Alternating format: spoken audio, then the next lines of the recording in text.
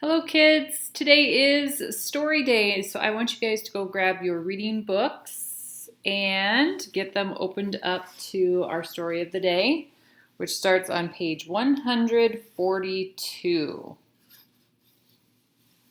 Let's see if I can do this a little different today. I'm going to try to show just the pictures. So we've got Jack and the Beanstalk today. And with you, I want you to look at the Prepare to Read page with me. We're going to take a look at those 4 yellow words first. We're going to learn some new words before we begin. So you guys can read those with me and follow along. We've got swipe, whacked, whimpered, and plenty. And when we look at those words, we'll talk about swipe first. Swipe is a word that means like you take something, you grab it. And you can kind of do that action if you want to. So you swipe it from your brother or your sister. Whacked means you hit something really, really hard. So think if you're holding a stick or a bat and you whack the ground or you whack something. And then we have the word whimpered. And whimpered is a word that means you make a quiet crying noise, like or you might think of a little puppy that whimpers. And then the last one is plenty. And when you have plenty of something, you have a lot of it. So today we're going to read Jack and the Beanstalk, and this is by Helen Lester, which you guys might be familiar with her. Remember, she is the author of the Tacky Story. So I'm wondering already, is this going to be kind of a funny story? But what I'm wondering is when we hear the word Jack and the Beanstalk or the title Jack and the Beanstalk, we should immediately think of fairy tales, right? So if you guys look back at this page, remember a fairy tale is an old story that has been made up. It has made up characters and events that could not happen. And as you read Jack and the Beanstalk, I want you to be looking for the beginning, the middle, and the end of the story, characters who are not found in real life. Usually we know fairy tales have an ending that is really happy. And there's storytelling phrases like you might be familiar with once upon a time and happily ever after. So be listening for those.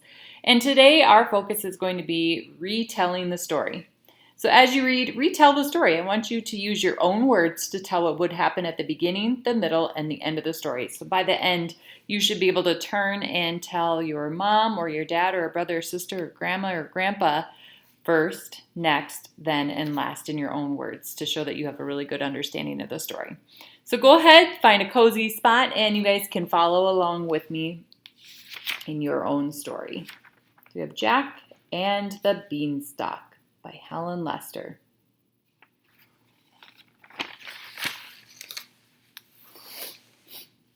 Once upon a time, a boy named Jack lived with his mother in a poor little hut. What money they had for food came from selling milk from their cow, Musetta. But when old Musetta stopped giving milk, they knew they would have to sell her. So Jack and the cow hiked into the village. Hours later, Jack returned alone with a handful of beans. Beans? Beans. You guys remember what happens with those beans?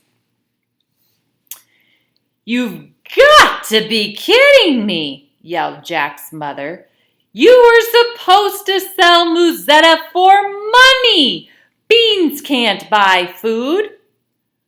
"But the beans are so pretty," said Jack.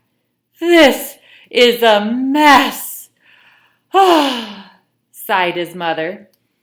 Jack went outside and planted the pretty beans in a sunny spot. He gave them a drink of water. Maybe, just maybe, they would grow. And grow they did. So his mother was not very happy, was she? She says that they needed the money. Well, let's see what happens next.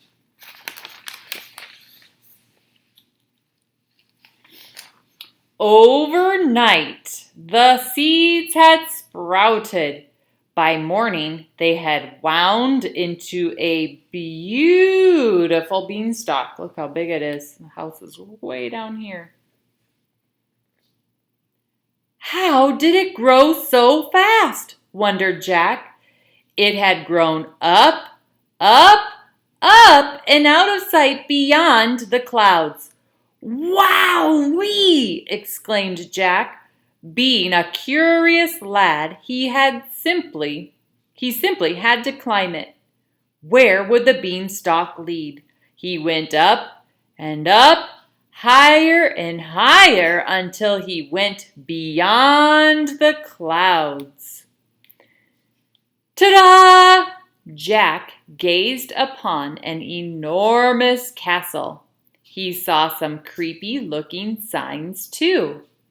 From inside the castle, a voice boomed. Fee-fi-fo-fum! Time for Betty! Ho-dee-hum! On the ground was a little bag of gold. I want to see what these signs say. Go away, only giants allowed.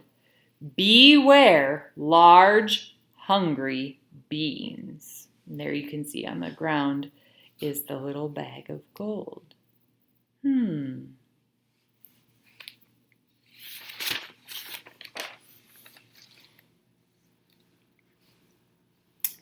Jack looked left and right, and swipe! Down the beanstalk he went with his treasure. The big sleeper surely wouldn't miss such a small bag. At the sight of the gold, Jack's mother allowed herself a smile. The next morning, Jack climbed the beanstalk again. Fee-fi-fo-fum! Time for Betty! Ho-dee-hum!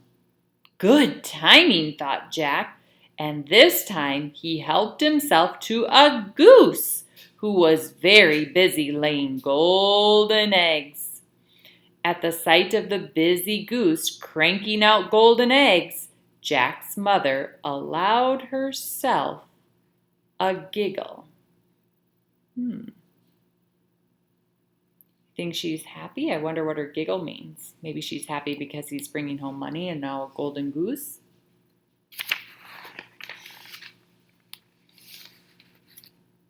The next morning, Jack eagerly climbed the beanstalk. He wondered what treasures awaited him. Oh dear, he did not find what he had expected. Fee-fi-fo-fum! Where on earth did you come from? From down on earth, replied Jack. Well, I came up my beanstalk, which is in earth, you see. I gave it sunshine and water and... Uh-oh. Look at what happens on this page. But the giant was not interested in Jack's gardening skills. He was hungry. Jack, being nimble and quick, hurried down the beanstalk. As the giant followed and was halfway down, Jack grabbed an axe, whacked the beanstalk, and splat. And there you can see how he whacked the beanstalk. So he cut it right off, and the giant came tumbling down. So this time his trip up wasn't the same as the rest, was it? It's a little bit different. My toe hurts, whimpered the giant, and how will I get home? I'll show you, said Jack kindly.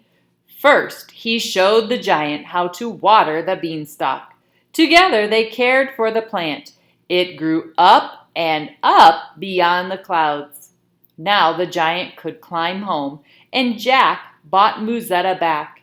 He returned everything he had taken from the giant. The gentle giant told his new friends they could keep the goose. From that day on, Jack, his mother, the goose, and Musetta had plenty to eat and lived happily ever after. Once in a while, they invited the giant down for a giant feast. These feasts always included plenty of leafy beanstalk greens. The end. So there's our first fairy tale, and it definitely ended with a happily ever after. So today, for your comprehension skill, I want you guys to look at your turn and talk page, and you can kind of do this, on your own or with somebody that is helping you with your work. But it says, use details from Jack and the Beanstalk to answer these questions with a partner. So the first one says, retell. In your own words, retell the most important events in order. So I want you to turn, to your mom or your dad, brother, sister, grandma, grandpa, and I want you to see, can you tell Jack and the Beanstalk using the words first, next, then, and last? What's your first one? Then, when you're done with that, on number 2, it says on page 146, why does the author repeat the words up and higher? What is she trying to show the reader? So if we go back to page 146, which it asks us to do, I'll read this again. I want you to think about the words up and higher. Why does the author do that in the story?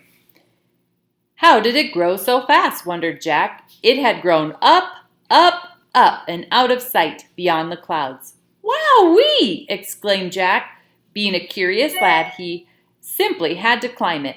Where would the beanstalk lead? He went up and up, higher and higher, until he went beyond the clouds. So why do you think that the author repeat those words, up and higher?